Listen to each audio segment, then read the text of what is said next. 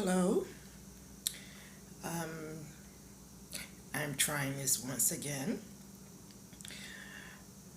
Uh, Today is a Wednesday, and since Friday or Saturday, I have been trying to upload different things on borderline personality disorder and my life with different things, also with the um, major depressive disorder. And me and this thing with this recording has been really most interesting. But I do find that in some of the information that I have put out there thus far, that it has been very helpful for people. Um, Now, my story between this from Friday to now, which is Wednesday, I've been uploading things. This has been the worst experience that I have had in a long time. My therapist went on vacation. And even though I know I have her as a support system and I haven't had to call for phone coaching or anything of that sort, but just the mere fact to know that she is not in the city, not in the state, and I can't call her, that it seemed like I lost connection with everything. Um, Almost she's the only person that understands me and that I could talk to. Now, without her being there, everybody's telling me that this don't make no sense. She should be able to go on vacation. It's not the factor that she went on vacation. It's just the fact that to know that I don't even know how to describe it. All I know that I felt some type of way like she was leaving me, even though I know she's coming back. But that abandonment issue, rejection issue, like came to the forefront, like really strong. And I've been having some major uh, explosive anger issues with the least little thing that people will say to me or email me. And I find myself, especially today, I had four major explosive anger outbursts. And it scared me. It took me to a place where I have not been since uh, 2000. I think 2008 was closest to one of the major ones that I've had. It's things have been laying dormant because I try to stay away from triggers. But for whatever reason today, I had no control. Um, I tried to gain control after the fact, but the damage was already done. So when you say things to people impulsively and they didn't mean no harm, but whatever they said or did, it makes you seem like you are truly crazy, which that's not the case. If they understand your condition, then they will know that it really wasn't you. It's you're having, as some people use it, you're having a borderline personality episode. I never known it to be called that. I learned that from being looking at different people's videos on YouTube. And I also found that it's very difficult for me to look at some people's videos because one of the triggers for me is choice words. So you can be telling your story, I can relate to it, but the moment that you use a curse word, start swearing, I have to turn it off because my skin starts to crawl. I start to have flashbacks.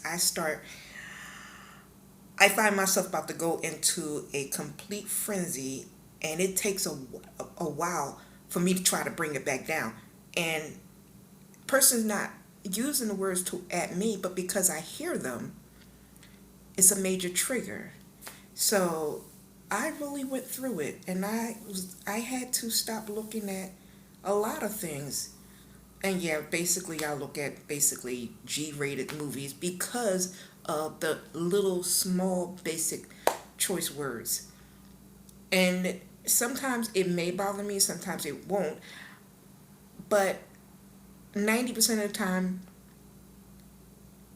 it will fly me off the handle, which is not good. So I'm learning coping skills to deal with that aspect. I know what skills to use as far as the explosive behavior, but it was kind of today was just, I don't know what kind of day today was, and honestly, I just felt like I wanted to pull my hair. I really went through it. That's the only bottom line that I could say, and I couldn't even bring myself together to even try to pray my way through it. I beat myself up something terrible.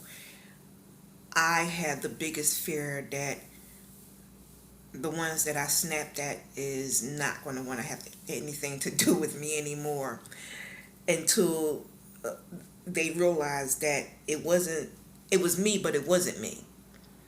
So I can't justify it to them. I done explained it to them. They say they don't understand it, they don't get it, but they're not trying to get it. So I wonder, is it worth having them in my life that will cause me to keep having these episodes, or let them go and just go through these abandonment issues and have it take me to an unhealthy level?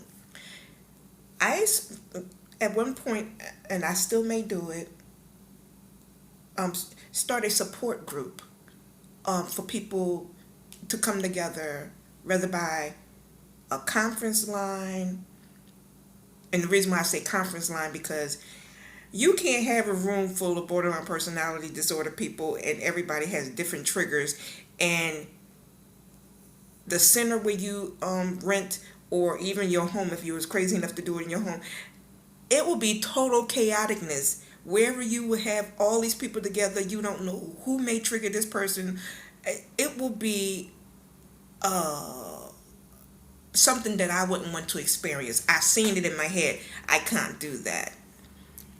But I am thinking of starting to, what you call it, be like a group leader to some support groups, to help people with coping skills and how to self-validate themselves, and to teach them positive affirmations, to lessen their symptoms, to make them feel that somebody understands them, that they're not alone. But I'm waiting. I mean, I've been asked a couple of times, but I'm waiting till I can get a better handle on my explosive temper. That's the one thing that has me where I don't want to move forward in doing anything else. If I can get a handle on that, then yes, I will reach out to help more people. But right now, I'm still trying to find me, as far as that little glitch that causes me to explode. So, on that note, yes, nobody could tell anybody how to put their pages up on YouTube, but keep in mind, as being a borderline personality disorder person, you know you have your triggers. Keep in mind that you can actually say something that can trigger another person. And I do apologize if I have said anything to trigger or offend another BPD loved one.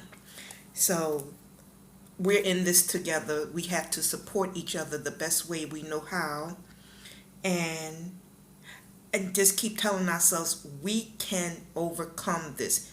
Maybe not 100%, but we can lessen our episodes if we learn from each other and be open to suggestions, as long as it's coming at us the right way.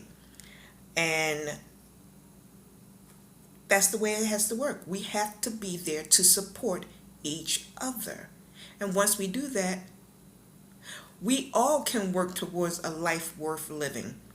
And because I don't have my glasses on, I don't even know if it looks like my eyes are open, because I really can't see without the glasses, and I didn't want the glare from the light hitting my glasses. So, okay, on that note, unless I have another episode and feel like I need to vent and share and to help somebody who may be going through at this particular moment in time in their life, that maybe it'll help somebody, because you're not alone.